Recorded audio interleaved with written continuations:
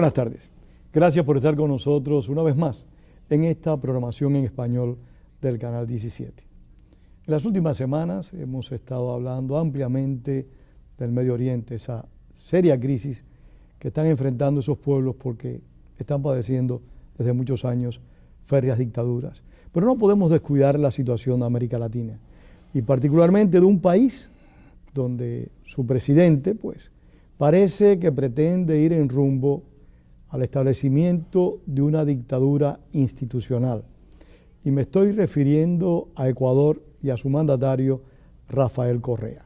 Para hablar de Ecuador, de la situación que está viviendo ese país sudamericano, hemos invitado al ex cónsul general de ese país, acá en el sur de la Florida, a Marcel de Feró. Con él vamos a abordar la situación ecuatoriana y bueno, todo lo que podamos conversar en este tiempo. Marcel, gracias por estar acá. Pedro, muchas gracias por invitarme, un placer estar aquí. Marcel, ¿cómo tú aprecias la situación ecuatoriana en general antes de ir a los detalles? Grave, gravísima. Realmente, y mira tú que, como tú sabes, yo soy abogado y normalmente en este tipo de conversatorios, en este tipo de diálogos, me piden o se espera que yo dé algún tipo de opinión jurídica o algún análisis constitucional de qué es lo que está pasando, por qué tal o cual acción del gobierno no se encuadra dentro de la Constitución, etcétera. Pero creo que hoy, si tú me lo permites, Pedro, ya en el transcurso de la conversación, yo me voy a alejar un poquito o voy a usar otro método de aproximación porque siento que ya esos términos, esa terminología ya no tiene ningún sentido, el debate parlamentario ya no existe en Ecuador y yo sostengo realmente que en Ecuador no existe democracia. Es decir, no es que está menoscabada, no. La democracia yo creo que ya la debemos poner en esa categoría de los valores absolutos, como la justicia, como la libertad. ¿Cuáles son los elementos, y perdóname Marcel, para que consideres que en tu país ya no hay democracia? Bueno, mira Pedro, el vehículo para que exista la democracia o la vía, el camino, digamos, para llegar a la democracia es o son las elecciones.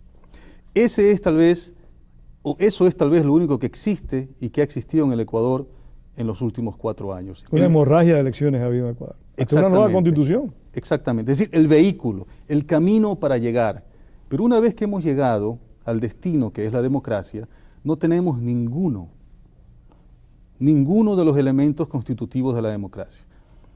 Digamos, no vamos a cansar a tu teleaudiencia, que es ilustrada, pero debe haber respeto para las minorías, ¿verdad?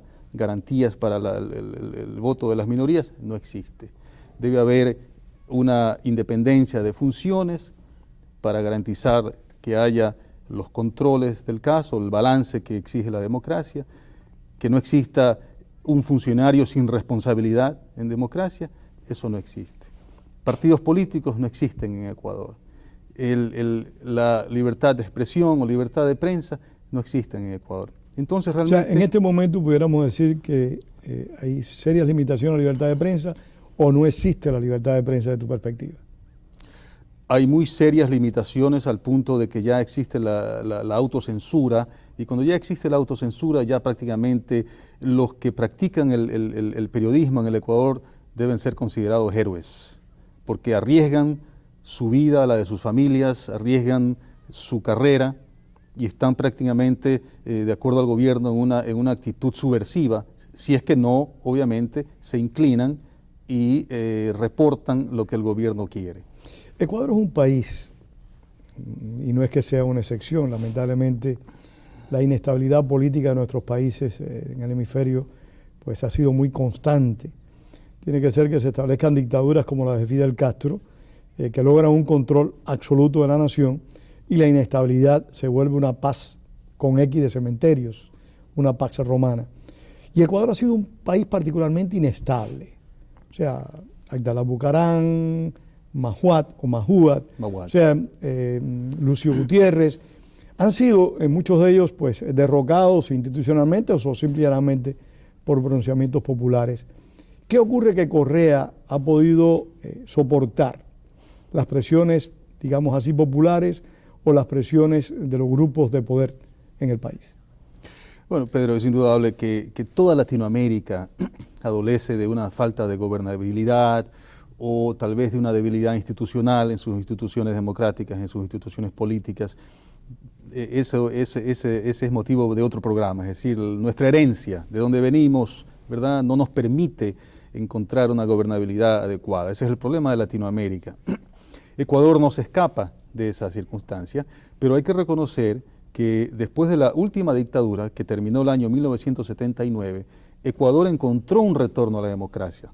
Con Jaime Roldós Aguilera, elegido presidente del Ecuador democráticamente el año 79, se inició un periodo democrático que con sus vaivenes cumplió aceptablemente hasta el año 1986, en que ya vino un periodo convulso. Exacto, de convulsión, gobiernos que no respetaron, gobiernos populistas, ¿verdad?, que es el vicio o el germen. El primero fue Abdalá Bucaram. Abdalá Bucaram, exacto. Ahí comenzó la democracia a sufrir, ¿verdad? Correa, tu pregunta, ¿por qué Correa ha soportado esos vaivenes, esas presiones de la oposición, digamos así? Se sostiene, sí, a pesar de los embates de la oposición, porque Correa vino a la luz precisamente con un mensaje de democracia. Su plataforma política, su mensaje fue decir: señores, la democracia en el Ecuador está herida de muerte. La partidocracia ha destruido la democracia en el Ecuador. Tenemos que reconstruir a la democracia. Tenemos que definitivamente desligarnos, acabar con la partidocracia. Tenemos que dictar una nueva constitución. Y con ese mensaje que él llega, un mensaje muy inspirador, muy esperanzador. Entonces captó muchísimo apoyo popular. Entonces, la pregunta que me puedes hacer ahora es, bueno, pero ya han pasado 4 años, ¿y por qué sigue ganando elecciones? Yo creo que la respuesta está, Pedro, y tú lo sabes muy bien, y yo vengo sosteniendo esto, en Nicolás Maquiavelo. Hace 500 años lo dijo, esto no es nuevo. Correa no sigue el libreto de Chávez, ni el libreto de Fidel Castro. Sigue el libreto de Nicolás Maquiavelo. Es decir, ¿cuál es el aspecto de Nicolás Maquiavelo que él pone en funciones? Bueno, que el fin justifica los medios. Y entonces, a la oposición hay que perseguirla, hay que encarcelarla.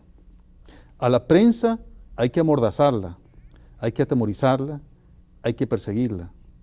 Hay que, no importa cuál sea el mensaje, tiene que tener elementos patrióticos, y aunque haya elementos falsos o sofismas, no importa. Si nos sirven para sostenernos, hay que implementarlos. Entonces, por eso es que él se sostiene, por esos argumentos extraídos de ese libreto trágico y gris de Nicolás Maquiavelo. Pero has dicho una cosa que me llama la atención y es contraria a la opinión de muchos analistas. Dices que Rafael Correa, que llegó al poder por una segunda vuelta, si no me equivoco, Claro. que en principio no obtuvo en la primera vuelta no solo los votos necesarios para ganar en primera vuelta, sino que fue el segundo. Así es. En la primera vuelta. O sea, ¿qué mecanismos estableció Correa para poder vencer a un candidato que le había ganado en primera vuelta con ciertas ventajas, con cierta comodidad? 2 elementos. En primer lugar, el candidato ganador era un muy mal candidato. No podía haber sido peor. Ni siquiera tenía un mensaje. Pero le ganó en primera vuelta. Le ganó en primera vuelta por una campaña millonaria. Es un hombre de muchos recursos, tal vez el hombre de mayores recursos, la persona de mayores recursos económicos en el país, heredero de una gran dinastía en el Ecuador, ¿verdad?, económica. Entonces, así es como él gana la primera vuelta, pero realmente sin mensaje. Entonces, luego viene Correa. Para Correa la segunda vuelta fue un paseo. Visitó a la Iglesia Católica, a la más alta jerarquía, al cardenal, visitó a las Fuerzas Armadas, visitó a la embajadora de ese entonces de los Estados Unidos, le dio a todo el mundo seguridades de que él era un hombre que venía con estos principios o con este programa y que no había por qué ponerse nervioso. Y así es como gana la segunda vuelta, con mucho mérito, yo debo decir, una gran campaña millonaria. Pero ya aún en esa época muchas personas los indicaban próximo al presidente Chávez y de que estaba recibiendo recursos por parte del presidente Chávez para salir electo.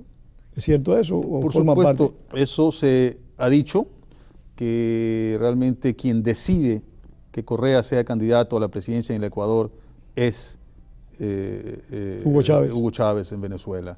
Y también se acusó, está una acusación ahí, en trámite la investigación, de que hubo dinero de narcotráfico que financió la campaña de Correa. Eso está ahí, no ha sido desvirtuado. Entonces, con ese mensaje de acabar con la partidocracia, de realmente de refundar al país, ¿verdad? Entonces creó mucha esperanza en el pueblo. Y entonces a partir del triunfo, Pedro, ya vino la acción. Entonces la acción populista, demagoga, creando clientelismo político, usando los recursos del petróleo. Ecuador es un país petrolero, para mantener a su clientela, ¿verdad? Regalando un bono que anteriormente se llamaba de pobreza, que era un nombre realmente que no podía ser, ¿verdad? Entonces, a través de esos mecanismos se mantiene en el poder. No hay que olvidar que el populismo usa muchos simbolismos, ¿verdad? Recurre a todo. Entonces, por ejemplo, lo primero que se dijo es que se necesitaba una nueva constitución, porque las constituciones anteriores... Que ya está en proceso con esta aceptación que hubo por la Corte de Justicia. De una reforma. De una reforma de esa constitución que tiene escasamente 2 años o 3 años, sí. Dijeron que la constitución de Montecristi iba a ser para 300 años. Pues quítale 2 ceros. Va a ser para 3 años y previamente violada o violentada. Los simbolismos que se usaron fueron estos. La Asamblea Constituyente que fue elegida, ¿verdad?, deciden que debe reunirse no en la capital, en el Palacio Legislativo, sino en una población del occidente del Ecuador, una provincia costera, en Montecristi, lugar natal de Eloy Alfaro. Eloy Alfaro es un referente histórico del Ecuador. Sí, sí. Es como, por supuesto, salvando la distancia, hablar de Simón Bolívar, José Martí. O sea, son símbolos nacionales. Absolutamente. Así como Chávez se cree que es la reencarnación de Simón Bolívar, igualmente Correa se presenta como la reencarnación de este monstruo, digamos en el buen sentido, esta figura política histórica del Ecuador. De una trascendencia indiscutible. De Eloy Alfaro. Entonces, construyen un palacio legislativo en Montecristi, una población costera, pequeña. Construyen un palacio legislativo. Para hacer una constitución. Para hacer una constitución. Cientos de millones de dólares, ¿verdad? Se reúne ahí Son faraónicos estos personajes, ¿eh?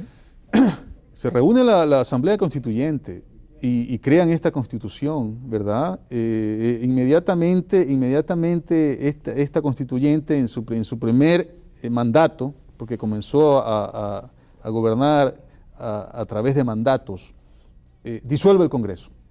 Porque sí, fue como dice el presidente Chávez, una constitución primaria, primigenia. O sea que todos los medios y todos los poderes desaparecían ante su presencia.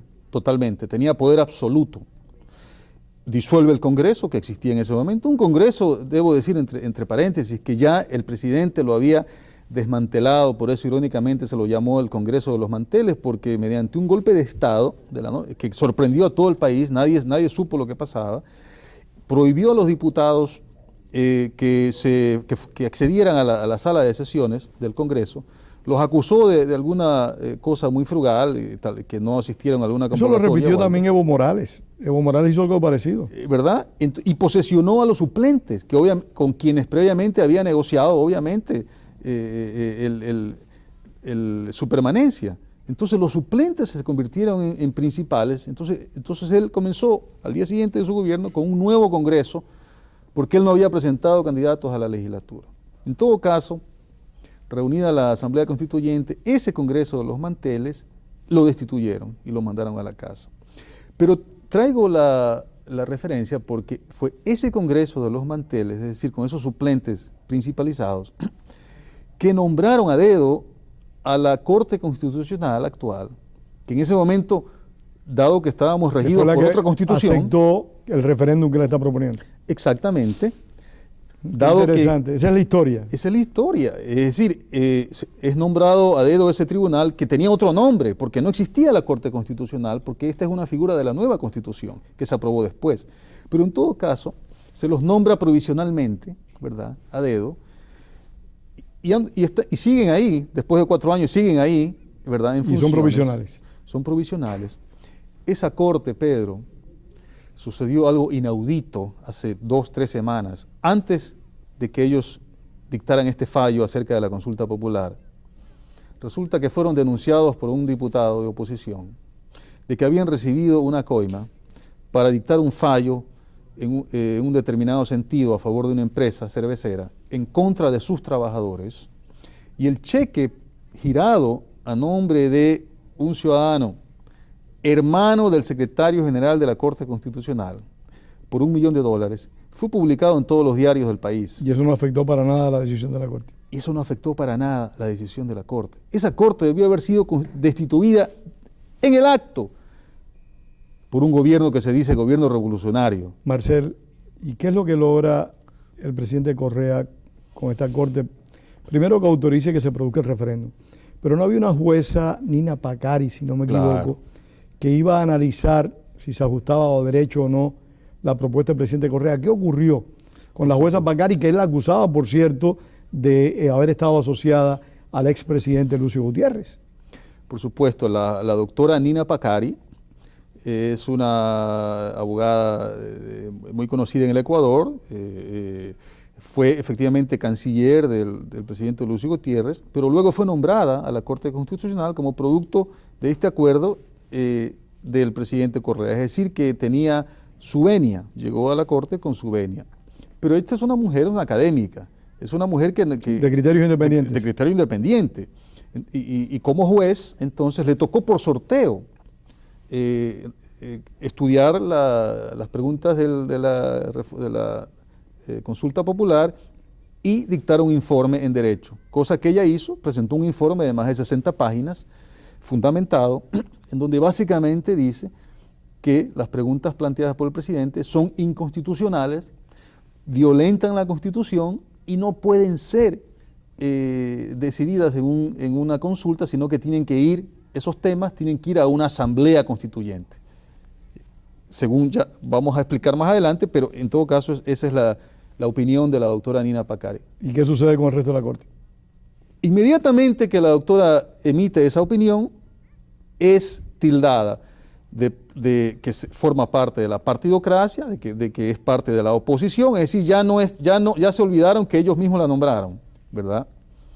Bueno, la Corte obviamente que ni siquiera leyó ese informe, y en 6 horas desestimaron el informe de la doctora Pacari y aprobaron un informe de minoría que redactaron ellos, en donde aceptan en su totalidad las preguntas, el cuestionario presentado. Este referéndum hace posible que Correa establezca una dictadura institucional, o sea, que ya todos los poderes públicos queden en sus manos y que ni aún la apariencia de democracia que pretende dar sea posible. Pedro, la ironía de esto, y aquí van a tener que poner su cerebro los analistas políticos para determinar y desentrañar cuál es el verdadero objetivo de esta consulta. ¿Por qué digo esto? Porque él ya ejerce los plenos poderes. Ya existe una autocracia en el Ecuador. Él no necesita esta consulta porque tiene mayoría en todos los organismos, en todas las funciones del Estado. ¿Incluyendo la Cámara Legislativa? Incluyendo la Asamblea Nacional, que es la Cámara Legislativa, la Corte Suprema de Justicia, la Corte Constitucional, la función electoral, la nueva función de participación ciudadana, en todos los ámbitos. De hecho, ya la dictadura institucional existe. Existe. Entonces, la mitad de los temas planteados, que son 10, pueden ser resueltos por la Asamblea. Es más, ese es su deber, para eso están, para legislar. No se requiere gastar $50 millones y quién sabe cuánto en propaganda para hacer una consulta popular, ¿verdad? Ya él ejerce la presión de facto sobre la prensa, ¿verdad? Y en todos los ámbitos de las preguntas que ha planteado. Entonces, realmente, yo me pregunto, ¿cuál es el objetivo de esta consulta? Yo creo, mi opinión personal, es que él necesita, así como un niño de 12 años necesita que el padre y la madre le digan permanentemente que lo quieren y que lo reenforcen, ¿verdad?, en su autoestima. Es una especie de reencarnación de Mussolini, que le hace falta el aplauso, la voluntad popular, que saberse que lo quieren. ¿Pudiéramos decir eso? Ese es un elemento, pero el otro elemento, y el más preocupante, es que lo que él va a sacar de esta consulta no es la dilucidación de esos 10 temas planteados, sino que va a sacar un cheque en blanco. Un cheque en blanco en donde él va a decir... elegirse indefinidamente. Por supuesto, él va a decir, ¿y usted qué derecho tiene? Si yo he ganado todas las elecciones y acabo de ganar el último plebiscito. yo puedo hacer lo que yo quiera. Tengo el mandato popular. Porque ese es el mensaje que él está transmitiendo, ¿verdad?, al pueblo, a la juventud. Marcel, ¿es Correa solo un peligro para el Ecuador o es también un peligro para sus vecinos? Cuando hablamos de Hugo Chávez, hablamos de un hombre que tiene realmente pretensiones hegemónicas, imperialistas, similar a las que Fidel Castro abrigó y promovió por muchos años. ¿Se pudiera decir que Correa es un aspirante a dictador en las fronteras o también fuera de las fronteras? Fuera de las fronteras. Estos ¿Él tiene una proyección hemisférica entonces? Por supuesto. Todos la tienen. Está claro. Los contactos que realizan, los movimientos geopolíticos que realizan, ¿verdad? Contactos con Irán, contactos con ciertos países, ciertas regiones, visitas al África, visitas a Rusia, ¿verdad? Y visitas en la misma Latinoamérica. El mismo Hugo Chávez lo hace, va a la Argentina, va al Ecuador, va a Nicaragua. Pero ¿verdad? Correa no se ve, como tú decías hace un rato, Correa como que ha marcado cierta distancia con Chávez, o sea, como que tiene un proyecto más independiente del que auspicia Evo Morales o Daniel Ortega en Nicaragua. O sea, Ortega está como un poquito más distante del presidente Chávez, perdón, Correa está más distante del presidente Chávez que otros mandatarios del ALBA. Bueno, son dos estilos diferentes. Ya. No hay que olvidar que Hugo Chávez es un militar, es un hombre forjado y formado en la vida militar. Sí, un hombre también de normas y conductas muy vulgares, muy... Exactamente, él tiene su idiosincrasia, tiene su forma de ser, su formación. Correa tiene la suya. Es un académico, es un economista. Y un académico muy petulante. Prefiero no emitir opiniones personales realmente para mantenernos, o por lo menos mantenerme dentro de la objetividad. Sí, no, yo te comprendo. Lo que sí puedo decir es que es una persona que ha estudiado en las mejores universidades del mundo, de Latinoamérica, de Europa y de los Estados Unidos. Es decir, ¿cómo fue posible? ¿Él venía de una familia con dinero? No, él mismo lo ha dicho, él gozó de becas de la Universidad Católica, que fue su alma mater en Ecuador. A través de la Universidad Católica logró una beca en Bélgica. Luego, asimismo, otra beca en la Universidad de Chicago, Illinois. Entonces es un hombre de libros, es decir, no es como un hombre de libros, tú que eres otro hombre de libros y has tenido la oportunidad de representar a tu país, que eso es un privilegio que realmente no todo el mundo tiene, ya sea por falta de capacidad o por conocimiento. ¿Cómo es posible que un hombre de libros, un hombre como Rafael Correa, que independientemente a la opinión que cada uno tengamos de su carácter, como la que yo me he hecho siempre, como me la he hecho de Hugo Chávez, de Fidel Castro, etcétera, en mi función de periodista, como que un hombre de libro, un hombre instruido, un hombre formado en una academia independiente y democrática como la misma que estudió en Estados Unidos, puede tener esa proyección tan absolutista, tan autocrática? Bueno, habrá que analizar al hombre, es decir, a su esencia, ¿verdad? A qué responde, y ahí habrá que retrotraerse pues a su niñez, a su crecimiento, a su formación, para analizar por qué él tiene esos afanes autocráticos. Aparte de realmente también entender que el poder en manos de los débiles constituye una especie de droga, ¿verdad? Es decir, no es un instrumento de servicio, ¿verdad?, sino que es una droga de la cual solamente se satisface adquiriendo más y más, y eso no tiene límites. Por eso es que personajes como el que estamos analizando simplemente se dedican a eso, no se dedican a proveer bienestar, sino que se dedican es a adquirir más y más poder. Hubo un incidente hace unos pocos meses en Ecuador que tuvo que ver con una revuelta policial que el presidente Correa enseguida dijo que detrás de eso había un golpe de Estado y, por supuesto, detrás del golpe de Estado, intereses de otros países.